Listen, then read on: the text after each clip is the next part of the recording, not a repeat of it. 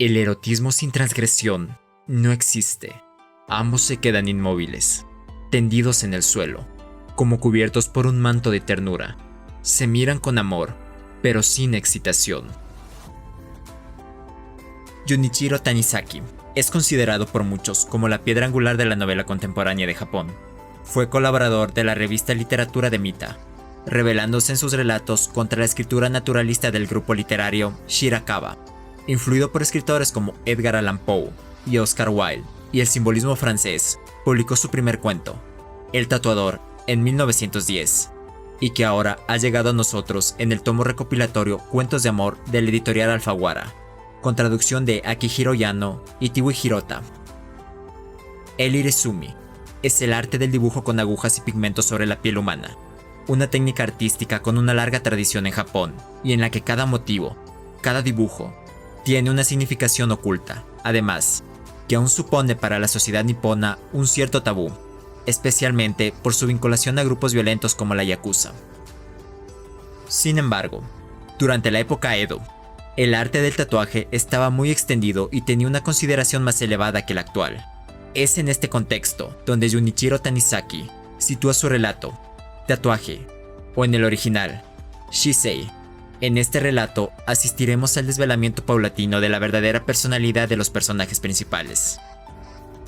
Tatuaje es un relato cargado de sensualidad, que bordea los abismos del sadismo y que tuvo una adaptación cinematográfica en 1966, Irezumi, de Yasuzo Matsumura.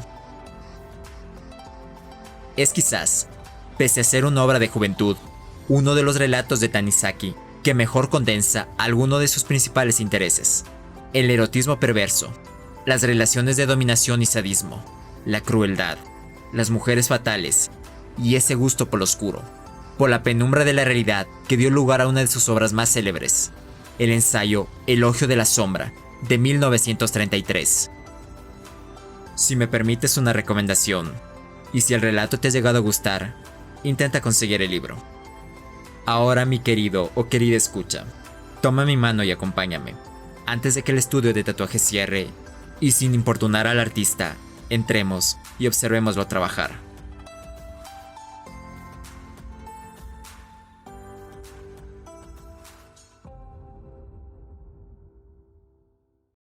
My mind makes noises too much.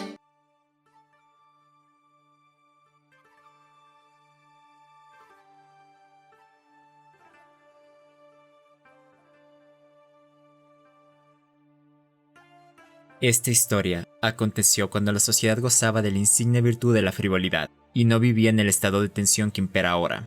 En el ambiente se respiraba tal placidez y alegría que los nobles no dejaban de exhibir su elocuencia, mientras que los sirvientes se afanaban porque la tristeza no aflorara en el rostro amable de los clientes y porque las risas desenfadadas no abandonaran los semblantes de las damas de la corte y de la soirán, esas prostitutas de gran lujo.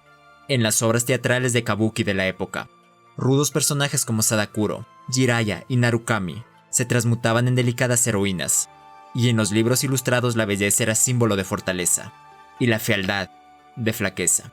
Todos deseaban conseguir la perfección con tal vehemencia que llegaban al extremo de hacerse tatuar, y en su piel se perfilaban contornos majestuosos y sombras multicolores. Los visitantes de los barrios de placer preferían alquilar palanquines conducidos por jóvenes con tatuajes sorprendentes, y las damas de Yoshiwara y Tatsumi, los dos grandes barrios galantes de la vieja Edo, la actual Tokio, prodigaban sus encantos y favores a aquellos muchachos que lucían preciosos diseños. No solo recurrían a este arte del tatuaje aficionados a los juegos de azar y carpinteros, sino también comerciantes y artesanos, e incluso algunos samuráis, quienes participaban en las exhibiciones de tatuajes que se celebraban de vez en cuando. Se desnudaban para mostrar sus dibujos en medio de comentarios jactanciosos, al tiempo que se daban golpecitos en los mismos. En ese tiempo vivió un joven tatuador de gran talento. Se llamaba Seikichi. De sus manos habían salido muchos de los dibujos más célebres en las tertulias sobre tatuajes. Los admiradores de su arte lo elogiaban. Su habilidad, decían, se igualaba a la de otros maestros tatuadores, como Charimon de Asakusa, Kyatsuhei y Kon Konjiro de Matsushima. Estos admiradores aspiraban a ser sus clientes y a confiar a los pinceles de Seikichi una piel que extendían como lienzo de seda. Comentaban que, si bien a Daruma-kin se le daba muy bien tatuar con sombras mediante la técnica Bakashibori, y Karakusagonta era digno de elogio por dibujar contornos utilizando la técnica Shubori, Seikichi sobresalía por la singularidad de sus composiciones y la voluptuosidad de sus trazos. Como el artista había pintado grabados ukiyo-e en la escuela de Toyokuni Kunisada, aún conservaba la sensibilidad y el verdadero espíritu de un pintor, a pesar de haber sido degradado al arte del tatuaje. Si algún cliente no estaba agraciado con una piel y un porte que lo atrajeran, Seikichi se negaba a tatuarlo, en caso de disfrutar de ambas cualidades. El cliente debía dejar que Seikichi eligiera el diseño y fijar el precio. Además, tenía que aguantar el dolor insoportable de las agujas durante 1 o 2 meses. Pero en el fondo del corazón de Seikichi anidaban tenebrosos placeres y deseos. Cuando sus agujas traspasaban la carne hinchada y la sangre carmesí fluía, la mayoría de los hombres gemían de dolor. Cuanto más fuerte era el gemido, curiosamente, más intenso era el placer del joven tatuador. Se alegraba sobre todo mientras ponía en práctica el tatuaje al cinabrio y el de colores superpuestos, técnicas conocidas por causar un dolor especialmente atroz. Por lo general, daba 500 o 600 punzadas por día a los clientes, que, medio muertos después de bañarse para fijar bien los colores, se desvanecían ante el artista sin poder moverse más. Seikichi los observaba inclemente, y con una sonrisa de satisfacción, les preguntaba: «Así que os duele mucho, ¿eh?». Cuando algunos pusilánimes le rechinaban los dientes o gemían como si estuvieran agonizando, Seikichi comentaba: «Pensé que ustedes eran uno de esos valientes de Edo. Aguantad un poco, mis pinchazos suelen ser dolorosos». Y mirando a su víctima por el rabillo del ojo, seguía taladrándole la piel con perfecta indiferencia. En cambio, cada vez que se encontraba con un cliente capaz de soportar el dolor sin siquiera mover las cejas, Seikichi lo escrutaba mostrando sus dientes inmaculados. «Vaya, eres más resistente de lo que parecía. Pero espera un poco. El dolor va a atormentarte tanto que no podrás aguantarlo en silencio».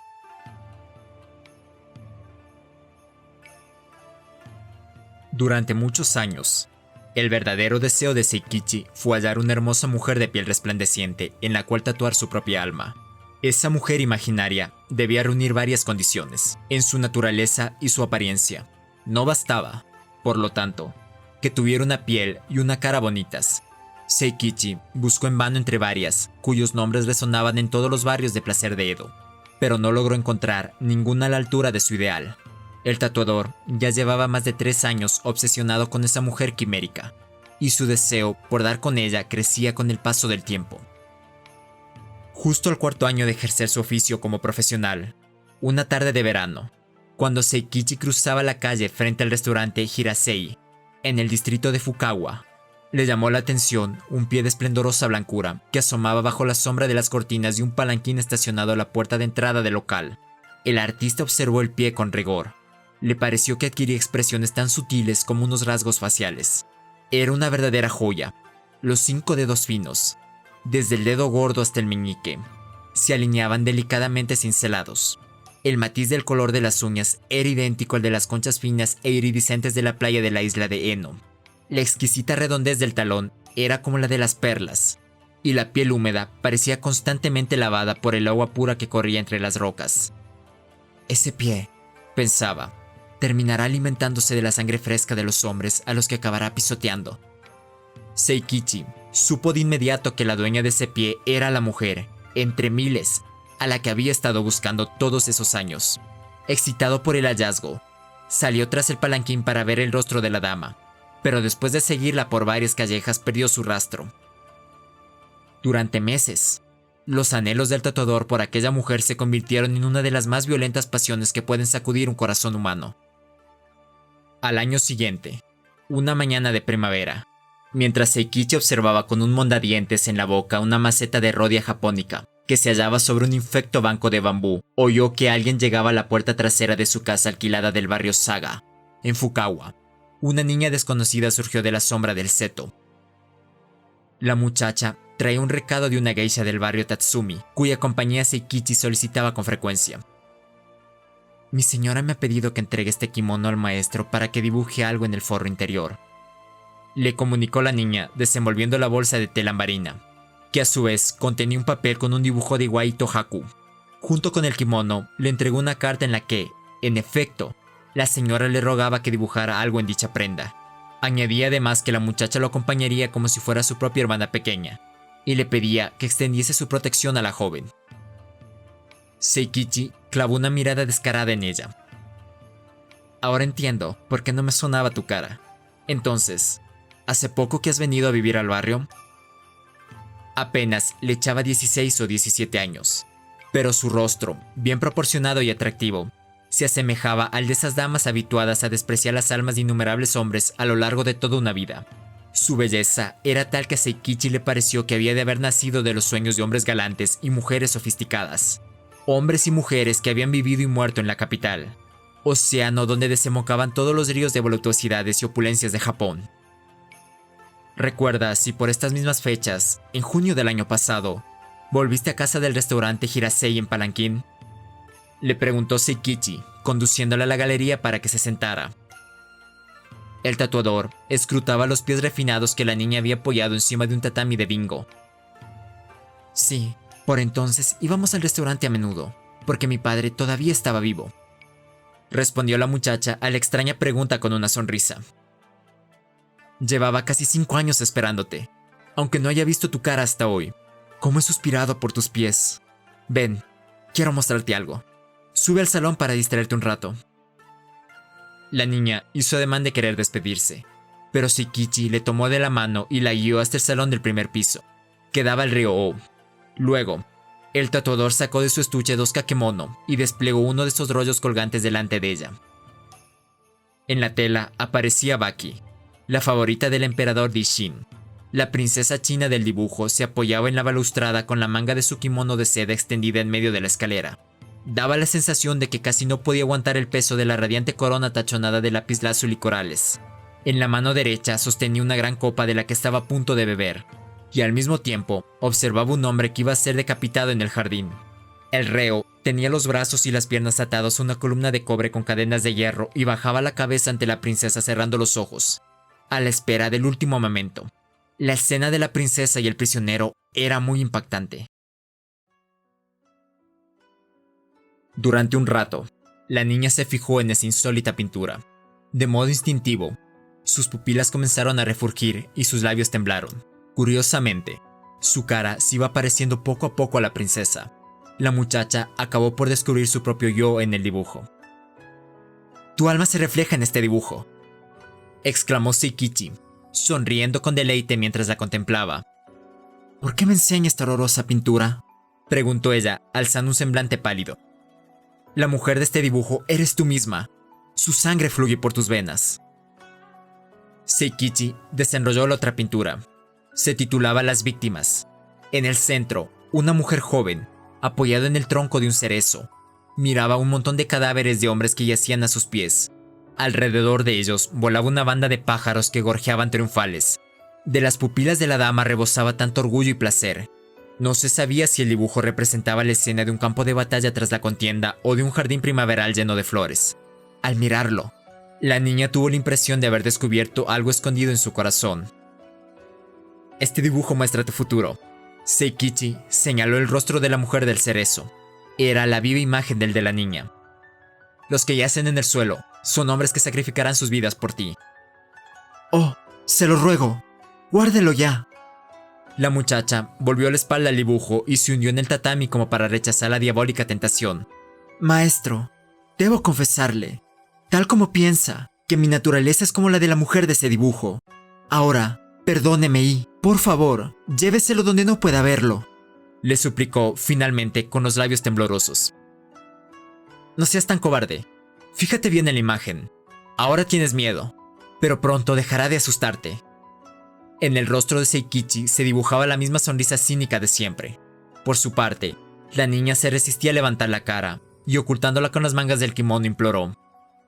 «Maestro, por favor, déjeme volver a casa. Me asusta estar a su lado». Seikichi le contestó. «Espera un poco.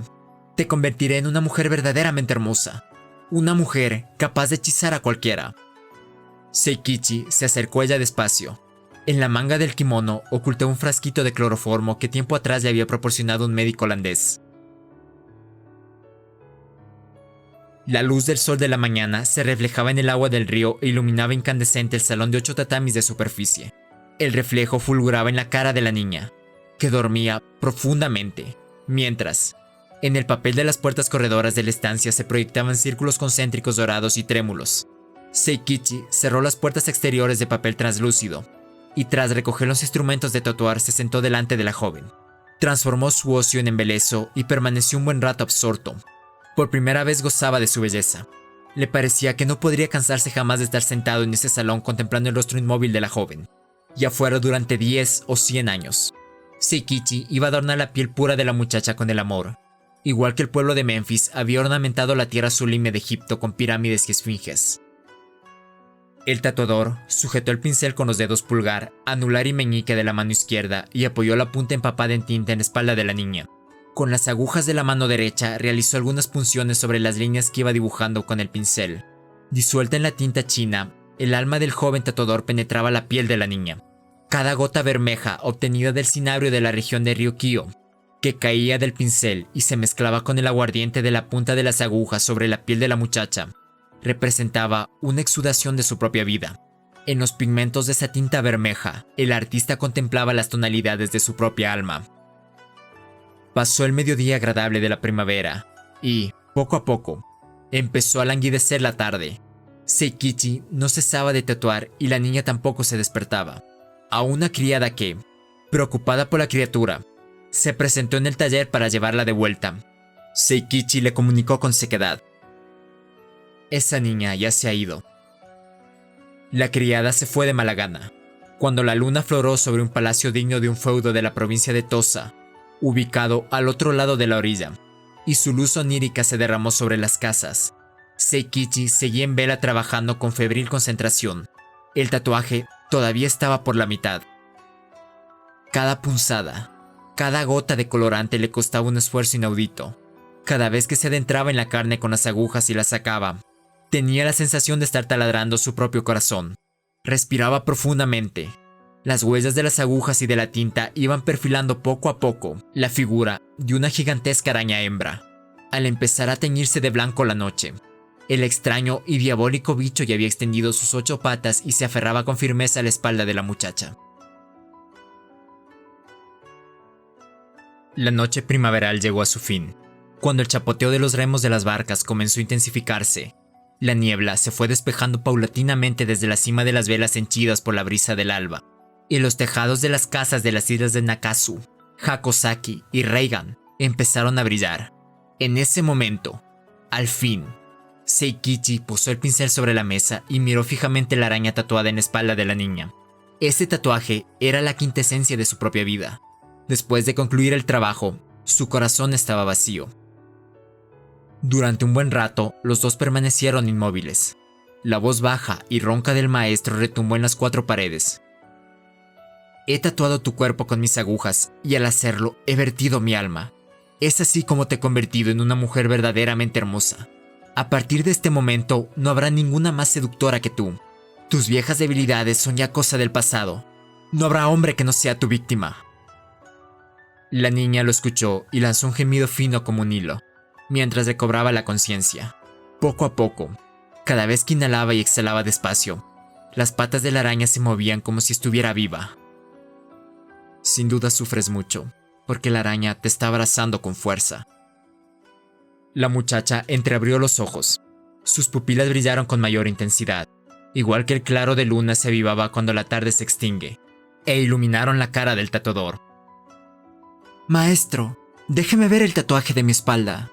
Ahora que me ha entregado su alma, debe de haberme convertido en una mujer bellísima.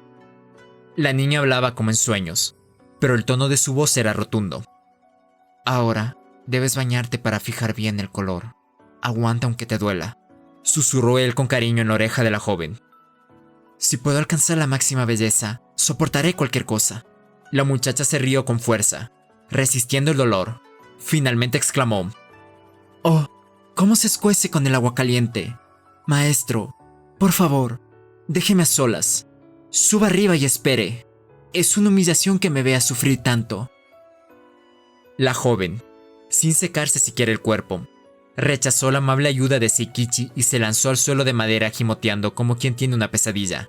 El cabello desgreñado se pegaba a sus mejillas de niña con un alboroto voluptuoso. Detrás de ella había un espejo en el cual se proyectaba la planta nibia de sus pies. A Seikichi le sorprendió bastante la actitud de la niña, por completo diferente a la del día anterior, pero, tal como ella le había pedido, la esperó arriba. Transcurrió cerca de media hora. La muchacha se peinó convenientemente el cabello recién lavado para que descansara sobre sus hombros, y apareció arreglada con esmero. Irguió los hombros sin rastro de dolor y, apoyándose en la barandilla, elevó la vista al cielo levemente brumoso. Te regalo estas pinturas además del tatuaje. Vete a casa con ellas, le dijo el tatuador al tiempo que le entregaba los rollos colgantes.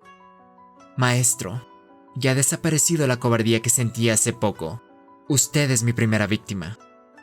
Las pupilas de la mujer brillaban como el filo de una katana y sus oídos se deleitaban con el eco de la victoria. Seikichi le pidió: antes de que te vayas a casa, déjame ver una vez más el tatuaje.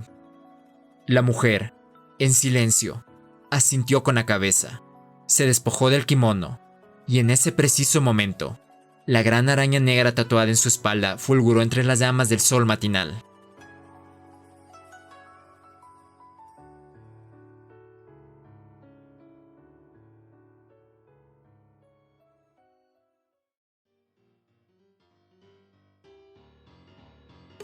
Este video ha sido escrito, narrado y montado por quien te habla, Astrian.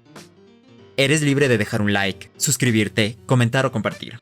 Si estos momentos conmigo te entretuvieron o te dieron algo que pensar, la meta ha sido alcanzada y me siento muy satisfecho. Por último, te dejo mis redes por si quieres pasarte a saludar y unas cuantas sugerencias más. Hasta la siguiente vez que nos encontremos. Adiós.